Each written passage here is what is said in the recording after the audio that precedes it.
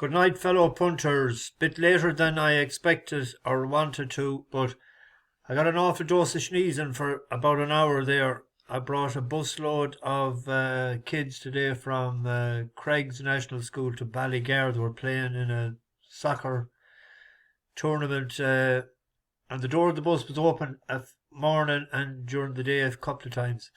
And I picked up, if there was one head cold in the world to be picked up, I'd pick it up. Mentioning of Craig's, well done to Craig's junior. They won the junior, well, it's their top team. They beat Clonmel in the junior league final. I think they hadn't won since 1996. Well done to young De Valera in the front row. He does a bit of pucking. He'd have learned it from his uncle, I'd say, Uncle Ode. But it's a good accomplishment for a rural club like that.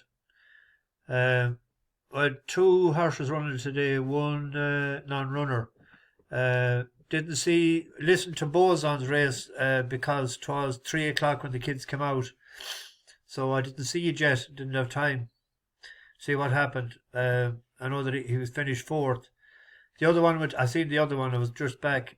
Went out in front as I expected. There wasn't much to beat when he jumped safely round about, and he's a nice little horse that they've done a good judge or a good campaign to get him handicapped as they did. That was one of 2 wins now, one off 100 and 107, so he probably got maybe 7 or 8 pounds again. But he's another one, we'll keep an eye on him again for the next day. On to tomorrow. There's a bit of stuff to talk about tomorrow.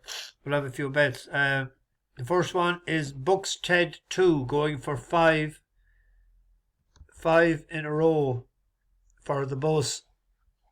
It has won 4. This is the horse that we tipped it up first at 12 to 1, or 11 or 12 to 1, and it went out to 20, then came into 13 to 2. Then it won nice prices, 5 to 2, 100 to 30, and it hosed up. The last day it was the most impressive. But it went up five pounds for this victory, and it was rated 79 initially as a 3-year-old. So, with improvement, it's his toughest race tomorrow without a doubt. Pressure, Buxted Too being asked for maximum effort now by Paul Mulroney to the near side, and Buxted Too's coming there to the near side. So heading down towards the final quarter of a mile, and towards the centre is Jubilee Girl to the near side, running real Buxted Too. The grey-headed type ridden is between them. Victory March and Casaluna follow. Green Planet's tailed off. Buxted Too has got the lead, a furlong and a half from home, and it's Buxted Too by a good couple of lengths or so now, and is running on for Paul Mulroney. In second place, Jubilee Girl, then Type Ridden and Casaluna, but this is familiar territory for Buxted 2 first. Buxted 2 will win again. It's the toughest campaign tomorrow. It was 100 to 30 earlier. It's into 5 to 2 best price. Its 2 biggest dangers, Roger Charlton's horse there, that has never ran in Newcastle, but it's a very decent horse. That second to Knowlton Cross was a good run, and the other one has won at Newcastle, but it has won a good few races, this horse, but it's in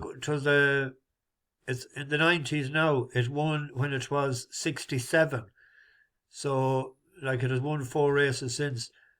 So, but he's gone up more in the handicap than Buxted Too, so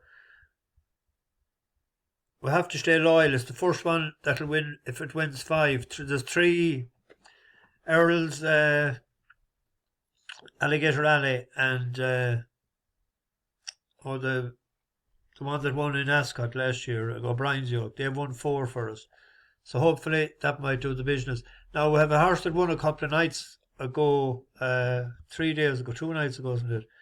Dream Harder, but Zealot beat the Laird out of it before, so I wouldn't be expecting that to turn the tables on that. It seems, even though it has won in Newcastle, hasn't it?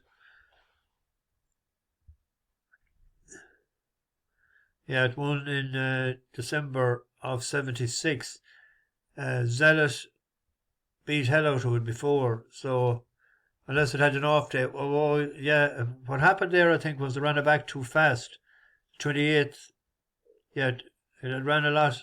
I don't know, I might skip that, but I'm just reminding people that it was on it the other night. There's a couple of people going to Ludlow tomorrow. I thought there was two horses here in Ludlow that Fortune's Melody. It's only a 6-year-old, but it came from France and it was rated to 150.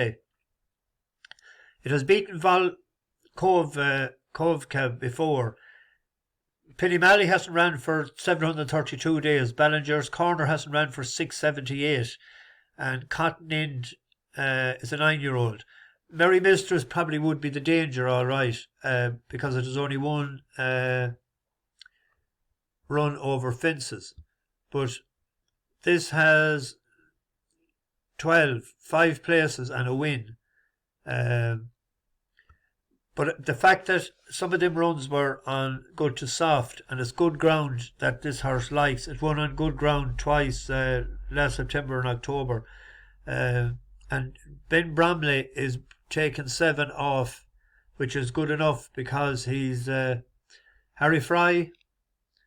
Well, you can see Bromley in the last 14 days, he's 3 for 8, that's 37.5%, and Harry Fry 4 for 14, 28%. So Yard and Jockey in Forum, I thought that might be worth the bet. And then in the 3 o'clock, we have a hot favourite, but I'm taking him on with Java Pint.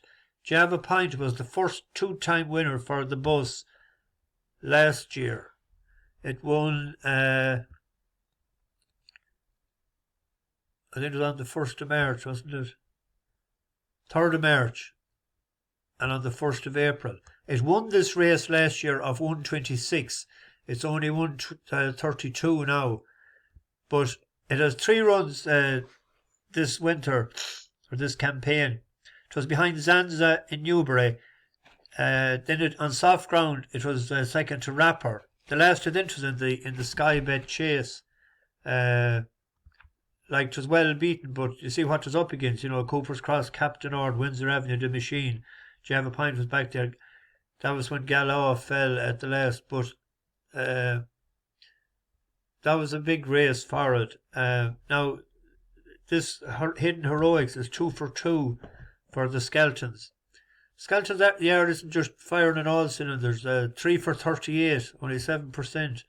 Now it's 2 for 2 over fences, but it's 1 off 120 and then 129. But there were that race the last day, there was only a small field in it. It won fierce well, but it's 129 up to, what is it up to now? 137. We're only 5 pounds behind it, and this is it's I think it's a 2-horse race. The fact he's 2 for 2 at Ludlow as well, Java Pint. So I thought we could take on the favourite and hope for a good run. He's still only 8, Johnny Burke and Tom George. Then at Taunton, there was only one horse that I thought had an each way chance there, was Wick Green. Now, the flying ointment is Camelus. It opened up 9-2 earlier on. It's a half-brother to Freewheeling Dillon, who won the Irish Grand National there at 150-1 a couple of years ago.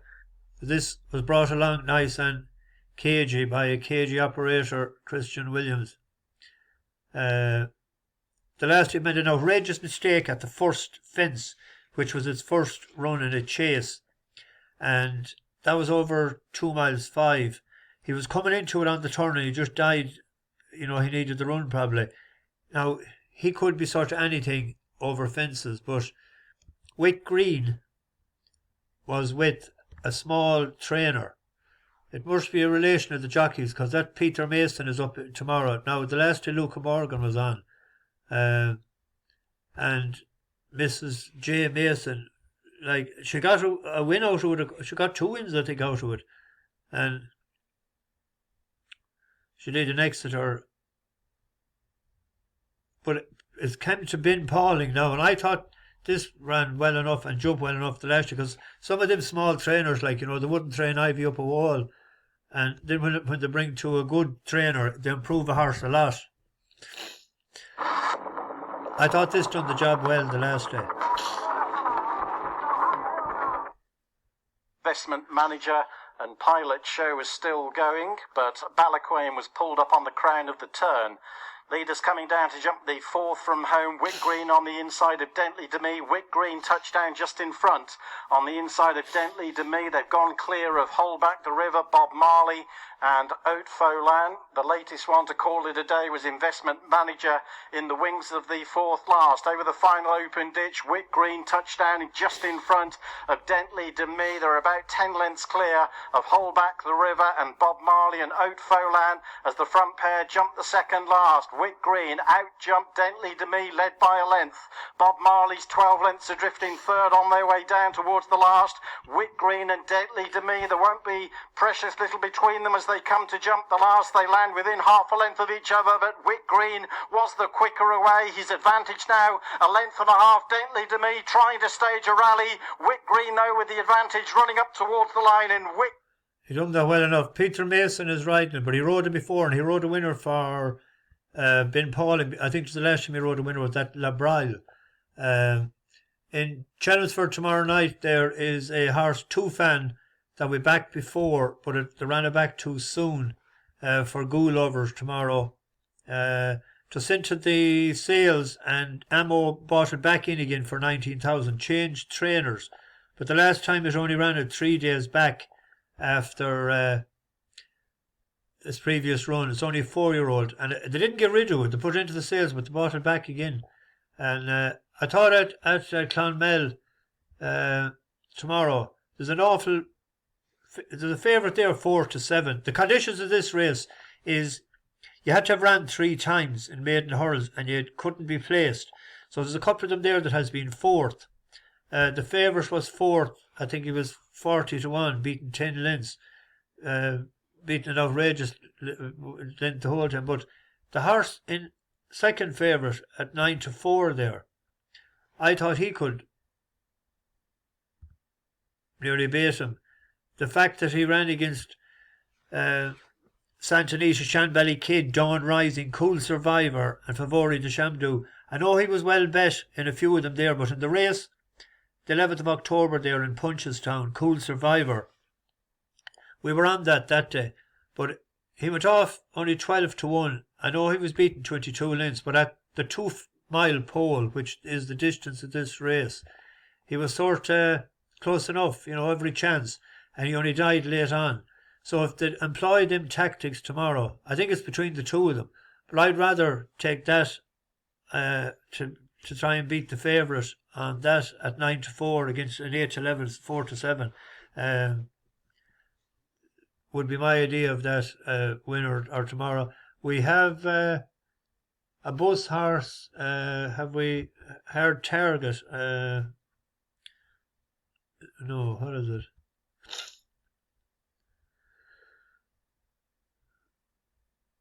Oh, King Ferdinand, we're keeping away from him. Here we go, it's in this race. Light Parade. Might be worth an each way bet back at Mayor's Handicap Hurl.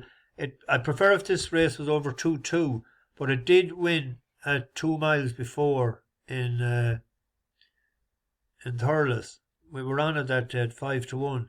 And the heavy ground the last day, it got bogged down and went off giant favourite. But Thurton F and Beg was a good run as well after that. That was unyielding to soft. So it's soft ground tomorrow. If that's yielding ground tomorrow, that might be worth an each way bet at 5-1. But it's not great stuff tomorrow either, but it's better than today's sort. Anyway, I rattled on a long way there now tonight. But I'll put up a few bets when I see prices. Anyway, bash the bookies, over and out.